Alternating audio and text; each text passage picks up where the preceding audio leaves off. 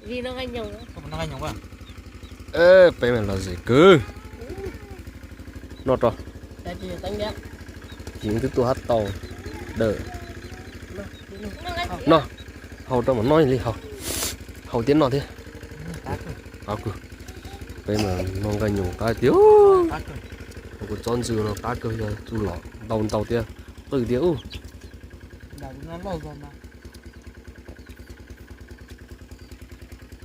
tôi về coi cái chỉ cháu ít khơi nó luôn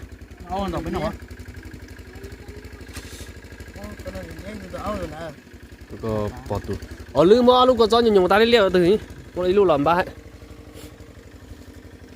ba to thì ba thằng cái to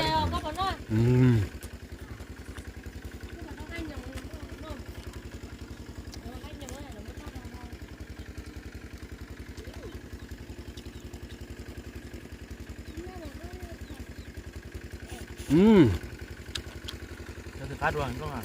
tao rồi rồi đúng không?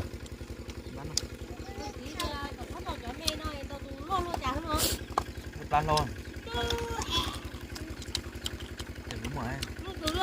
Nó còn tao tu à?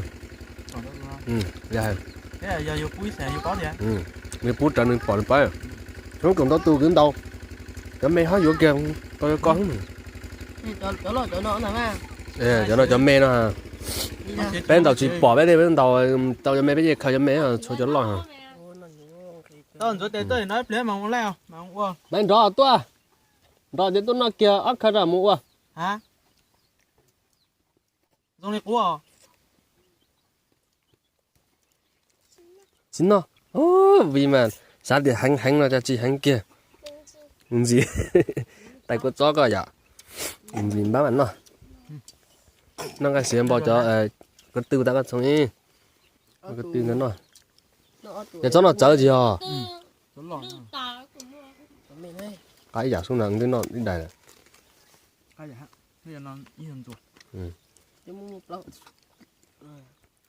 Nên nó tọt tê bên chỉ một trời với sự địa. Lịch ra. Với má mỏ. Bông lời, bông bố mất rồi. Vì khó bông này mất rồi khó đâu đi. Cái khó bông à? Chặt tao nó cần bông nhá.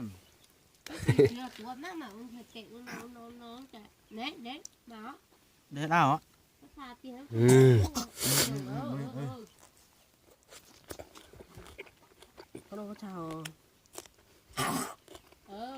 Mình đi vào đâu thôi. Đi vào đó. Vì thật tệ à? Bắt chém mà.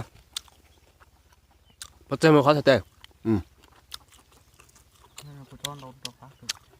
Cá cười.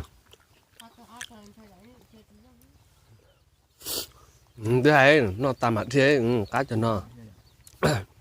Chúng mà có áo những gì dân là.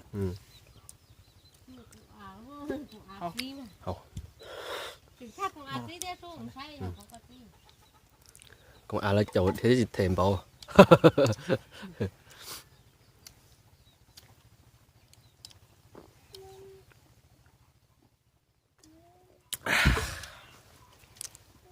Mà hậu gì là bùi tao tua rồi.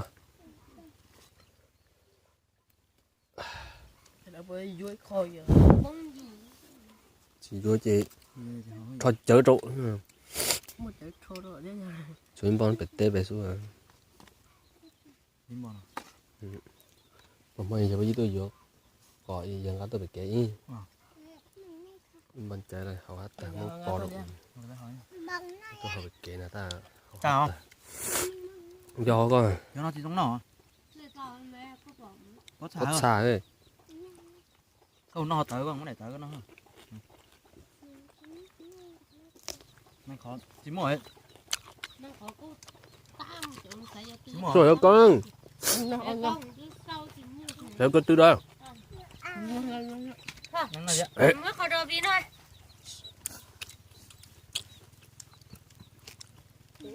nó rong mà đấy lâu rồi ai vô lúc kia mà hôm bia mới tại tao lo mà mỗi lần mà khi có hậu lư có không bia tu lư muốn bia tu lư hậu khi có hậu á bình giờ gì à nâng cái phải không bia ơi à à bình không tên bình lo à bình không ta pli hậu leo ta lưới mà hậu hậu pli con bình mua của hậu ta hết hậu thôi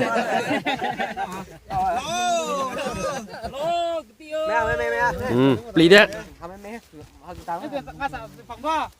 pli hậu pli hậu gì hậu pli yếu rồi mua lưới hậu lưới hậu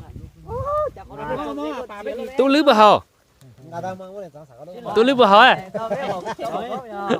tôi lưới gì hậu là hậu à hậu gì hậu trên bình hậu bình đi hậu bình hả nó đi à sai con nó tăng mà nó to hả có sai mà ní bọn cái hậu ní giàu ya nó chỉ bọn bình hậu đó bình hậu bình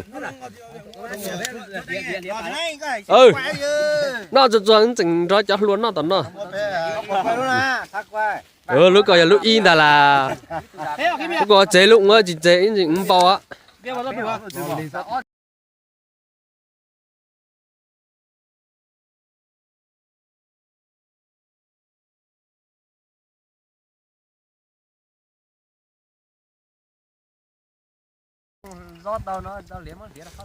số trâu té ở đây chỉ số ba gì à trâu té à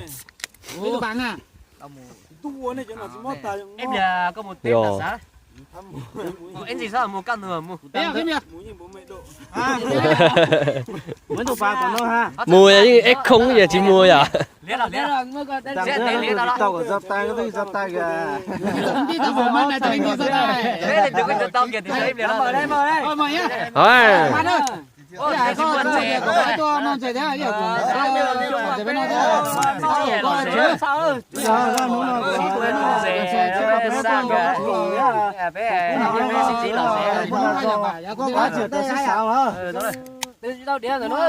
ta cả tuần gió trời nó khó tôi nó tứ rồi mấy hải đó có phần thế đó chúng mình rẻ tròn rẻ cho nó chùa đã sướng rồi lo gì này tôi là từ nó từ mình lên từ lên nó tàu số trâu té cũng về